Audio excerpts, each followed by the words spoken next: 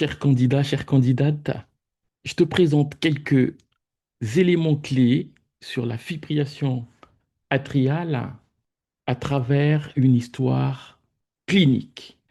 C'est l'histoire de Monsieur L, comme Lambert, 68 ans, qui vient en catastrophe un soir dans votre service d'urgence. Il arrive essoufflé, le cœur battant vite et de manière irrégulière.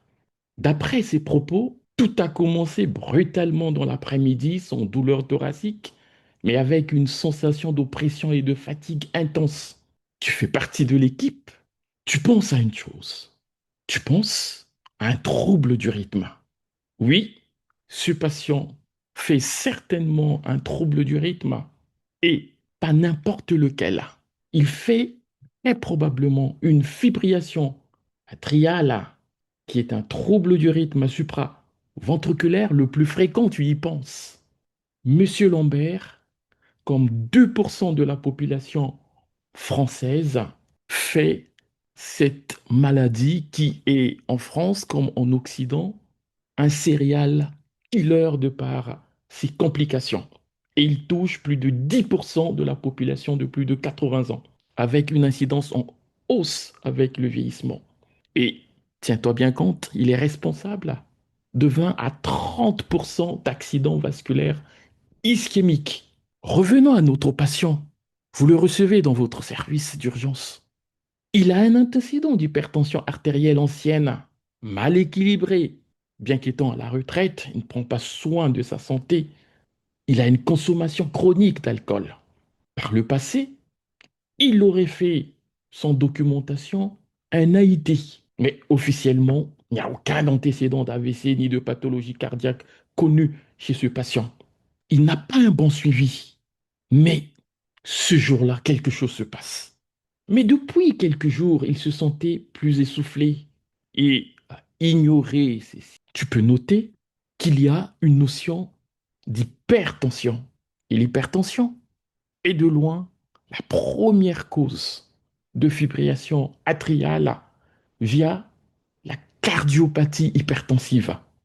Il est alcoolique et la cardiomyopathie alcoolique est l'une des causes de fibrillation atriale. Donc, il a des facteurs de risque.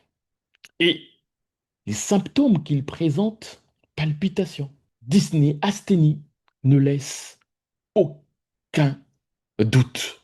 Tu es aux urgences, tu vas en avoir le cœur net en examinant ce patient et en lui proposant des examens complémentaires simples.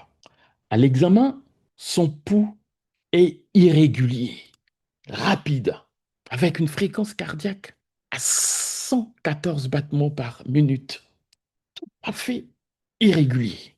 Saturation à 94%, on dirait que c'est plus ou moins normal. À l'auscultation cardiaque, les bruits du cœur sont nettement irréguliers et anarchiques. Mais il n'y a pas de signe de choc. Il n'y a pas d'insuffisance cardiaque aiguë.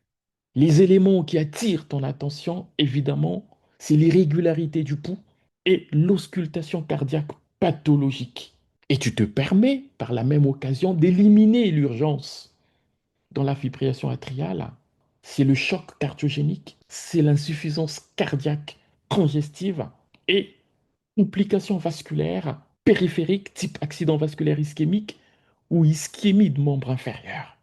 Tu vas proposer une prise en charge à type de bilan complémentaire à Monsieur Lambert. Tu penses à faire un ECG, mais tu peux penser aussi à d'autres. Tu peux penser aussi à d'autres diagnostics. Il pourrait faire un flûteur atrial. Il pourrait faire des extrasystoles ventriculaires, des extrasystoles auriculaires. Mais tu auras ton cœur. Et le cœur de l'équipe net en faisant un examen clé. Il faut proposer un examen clé à notre patient. Il faut lui proposer un ECG. Tu lui proposes un ECG 12 dérivations pour confirmer le diagnostic, faire le diagnostic différentiel avec les diagnostics précédemment invoqués et rechercher une cardiopathie sous-jacente, notamment une cardiopathie ischémique. Le CG est réalisé. Il confirme une fibrillation atriale avec une réponse ventriculaire rapide. Tu as ton diagnostic de certitude. Tu as demandé une radiographie du thorax pour étudier la silhouette cardiaque, rechercher peut-être une pneumopathie associée, bien que tu n'as pas une orientation clinique. Et tu écartes formellement le signe d'insuffisance cardiaque congestive sur ta radio. Le bilan en cas de fibrillation atriale ne se limite pas à cela. Tu vas demander un bilan biologique avec une valeur étiologique de retentissement et pour faire ton bilan pré-thérapeutique parce qu'il faut traiter cette fibrillation atriale-là. Tu as demandé une numération formule sanguine pour voir s'il y a une anémie associée, un ionogramme pour voir s'il y a un trouble du rythme, un trouble hydroélectrolytique associé notamment, la kaliémie. Tu as évalué la fonction rénale. Tu as fait un bilan hépatique parce que tu penses à la thérapeutique. Tu as fait un bilan de coagulation, TPTCA. Mais tu n'as pas oublié de faire une TSH. Tu développes une très bonne prise en charge et moi avec toi. Les résultats montrent une fonction rénale normale. Il n'y a pas de trouble hydroélectrolytique. La TSH est normale. La CRP est légèrement élevée chez monsieur Lambert. Tu as une piste. Tu tiens ton étiologie. Tu tiens ton étiologie. Tu as aussi, suspectant le terrain, peut-être demandé un bilan glycémique. Glycémie, une hémoglobine glyquée. On verra les résultats de la biologie. Mais en faisant le sujet, tu as pris le soin de mener un interrogatoire policier. L'anamnèse révèle une consommation alcoolique importante depuis 20 ans. L'échographie qui sera faite le lendemain montre une dilatation modérée du ventricule gauche et une fraction d'éjection VG légèrement diminuée. La piste d'une cardiopathie est ouverte. Ce patient n'a pas de dysfonction thyroïdienne. Tu as pensé à l'hyperthyroïdie. Mais tu as dans ton viseur deux étiologies, l'HTA et l'alcool. Les valeurs tensionnelles sont normales. Il dit qu'il a pris un traitement antihypertenseur, qu'il n'a pas de problème de ce côté.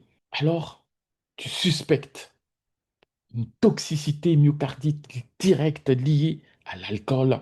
Tu as demandé la biologie et elle nous donne une piste. La perturbation du bilan hépatique. Monsieur Lambert a des gamma-GT à 250. Il a une macrocytose sans anémie. Il a ce qu'on appelle en médecine des stigmates d'imprégnation alcoolique biologique. Mais tu vas t'occuper de l'étiologie après. Là, en urgence, Monsieur Lambert a besoin de ta prise en charge. La prise en charge doit être rapide et adaptée. Tu dois contrôler la fréquence cardiaque, prévenir le risque thromboembolique, traiter la cause et évaluer la nécessité d'une cardioversion. Là, tu parles, nous te parlons des objectifs de la prise en charge dans la fibrillation atriale. Tu dois contrôler la fréquence cardiaque, anticoaguler coûte que coûte, proposer un traitement étiologique, étudier l'éventualité d'une cardioversion. Tu te souviens de tes cours de médecine, les 4 P, la classification de la fibrillation atriale suivant qu'elle est paroxystique, persistante, permanente.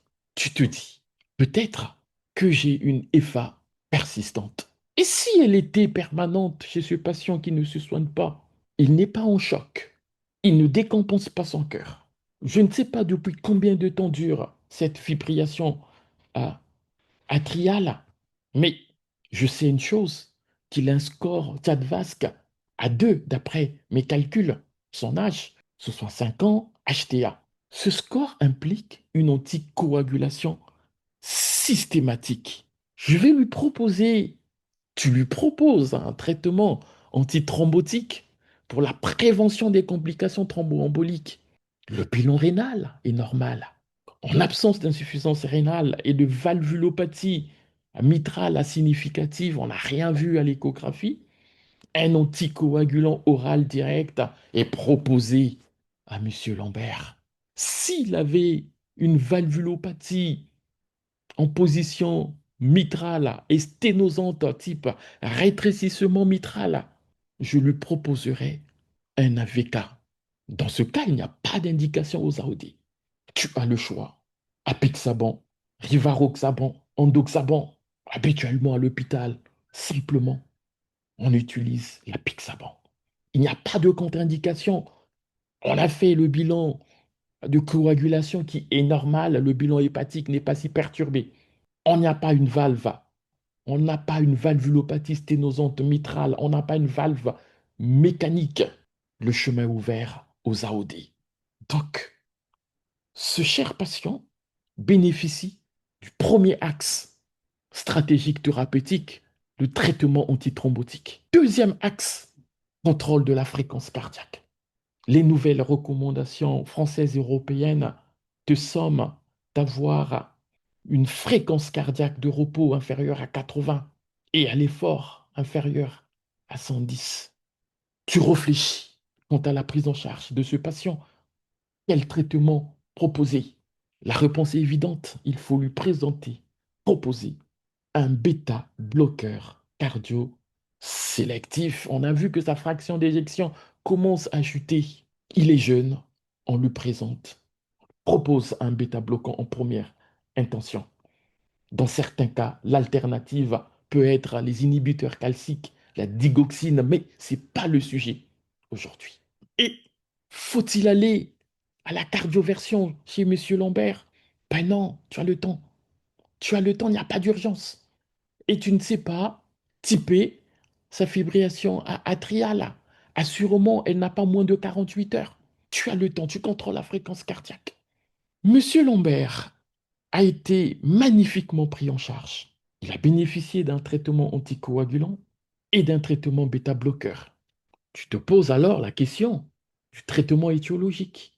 Il faut prendre en charge la cardiomyopathie alcoolique, qui est fortement suspectée vu le contexte, le terrain, les éléments de l'échographie.